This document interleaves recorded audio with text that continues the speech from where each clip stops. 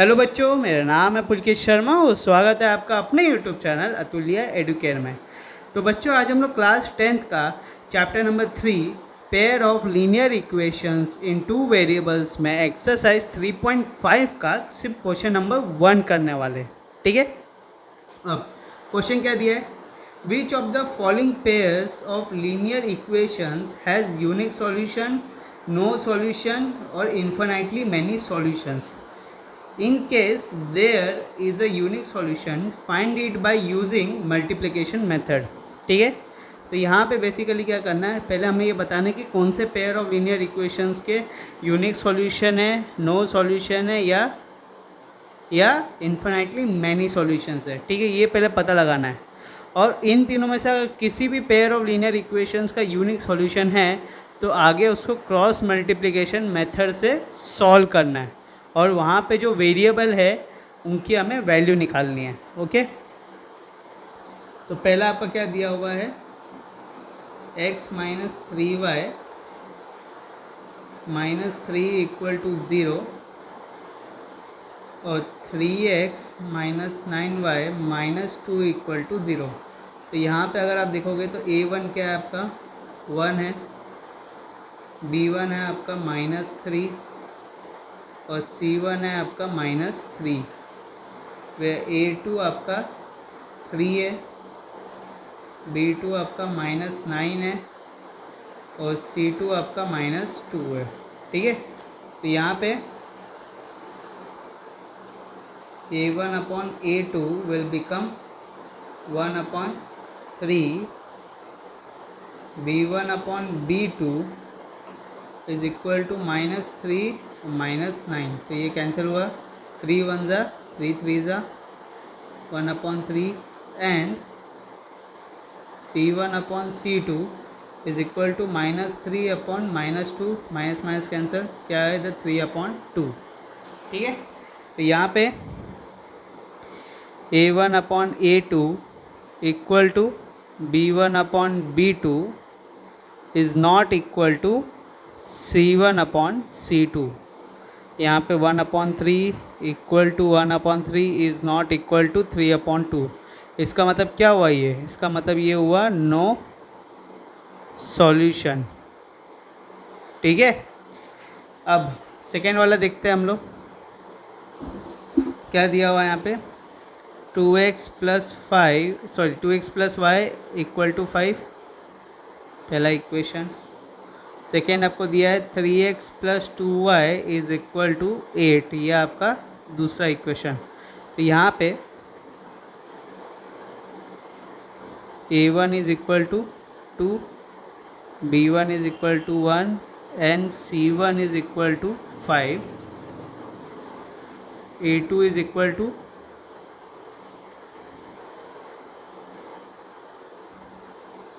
8। ठीक है, यहाँ पे a1 अपॉन a2 आपका हो जाएगा b1 अपॉन b2 एंड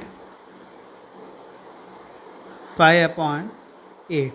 ठीक है, तो यहाँ पे क्लियरली a1 अपॉन a2 जो है उसकी value is not equal to b1 upon b2। तो ये क्या हो गया आपका? This is unique solution. और क्वेश्चन में क्या लिखा है ये पढ़ो। In case there is a unique solution find it by using multiplicative method, मतलब क्रॉस मल्टीप्लिकेशन मेथड से आगे उसको सॉल्व करो और इसमें जो अननोन वेरिएबल है दोनों उसकी वैल्यू निकालो। ठीक है, तो यहाँ पे वही काम करेंगे हम लोग। तो यहाँ पे x b1 b2 c1 c2 y में c1 c2 होता है, इधर a1 a2 और -1 में a1 a2 हो गया और b1 b2। अब क्रॉस मल्टीप्लाई करेंगे इधर। ठीक है, तो यहाँ पे क्या आएगा? x upon b1 into c2, x upon b1 into c2 minus B2 into C1, ठीक है, कोई शक नहीं ना। फिर उसके बाद y अपॉन, यहाँ पे देखो C1 into A2 minus A2 into C1, ठीक है, C2 इंटू A1, फिर equal to -1 upon A1 into B2, A1 into B2 minus A2 into B1, ठीक है। अब क्या करना हमेशा कि ये जो मैंने आपको दिखाया है ये पूरा मैंने आपको इसलिए दिखाया कि आप कंफ्यूज ना हो, ठीक है। आप लोग डायरेक्टली मल्टीप्लाई कर सकते हो, आपके दिमाग में ये चीज़ याद है, आपको ये चीज़ आपको याद है तो ये लिखने की ज़रूरत भी नहीं है। डायरेक्टली आप B1 C2 इन सब की जो वैल्यू है वो लिखो और मल्टीप्लाई करना शुरू करो, ठीक है। ये तो मैंने से आपको समझाने के लिए इधर लिखा है कि एक क्वेश्चन अगर ऐसा आया है तो मैं आपको बता देता हूँ एक क्वेश्चन में, ओके। तो यहाँ पे B1 क्या है, 1 इंटू C2 है, 1 इंटू 8, और B2 इंटू C1 है तो 2 इंटू 5, तो 1 into 8 will become 8 minus B2 into C1, B2 into C1, 2 into 5 will become 10 is equal to y upon C1 into A2, तो इधर C1 into A2, now 5 into 3 will become 15 minus C2 into A1, तो C2 क्या है इधर 8 है, A1 है 2, तो 8 into 2 will become 16 is equal to -1 upon A1 into B2, A1 into B2, 2 to the 4 minus A2 into B1, 3 into 1 will become 3, ठीक है। तो यहाँ पे क्या है हमें, we got x upon -2 is equal to y upon -1 is equal to -1 upon 1, ठीक है। तो सबसे पहले हम लोग x की वैल्यू निकालेंगे by equating to -1, then we will find the value of y by equating to -1। यहाँ पे x अपॉन -2 इक्वल टू -1, ठीक है। तो ये -2 इधर मल्टीप्लाई हो जाएगा, तो x will be equal to -2 into -1, therefore x will be equal to +2, ठीक है। अब इधर y upon -1 equal to -1 upon 1, तो इधर क्रॉस मल्टीप्लाई करेंगे तो y will be equal to -1 into -1, therefore y will be equal to +1, ठीक है। तो यहाँ पे आपको x और y की वैल्यू पता चल गई, तो पता चला ना कैसे सॉल्व करते हैं। चलो अब क्वेश्चन नंबर 3 देखते हैं। इसमें हम लोग क्या दिया हुआ है, 3x minus 5y equal to 20, 3x minus 5y equal to 20 और 6x minus 10y equal to 40, 6x minus 10y equal to 40, ठीक है। तो यहाँ पे A1 क्या है 3, B1 क्या है -5 और C1 क्या है 20, A2 क्या है 6, B2 क्या है और C2 क्या है।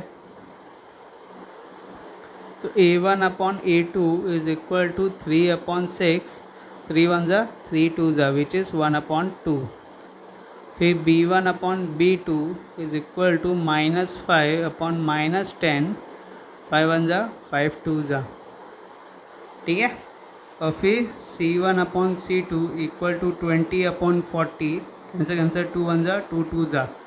तो यहाँ पे A1 upon A2 equal to B1 upon B2 equal to C1 upon C2, तीनों की वैल्यू क्या आई है 1 अपॉन 2 1 अपॉन 2 1 अपॉन 2, ठीक है। तो ये क्या हो गया आपका इन्फिनिटली मैनी सॉल्यूशन, ओके। अब हम लोग करेंगे last question which is question number 4। Okay, तो यहाँ पे क्या दिया हुआ है, x minus 3y minus 7, x minus 3y minus 7 equal to 0, और दूसरा दिया हुआ है 3x minus 3y minus 15 equal to 0।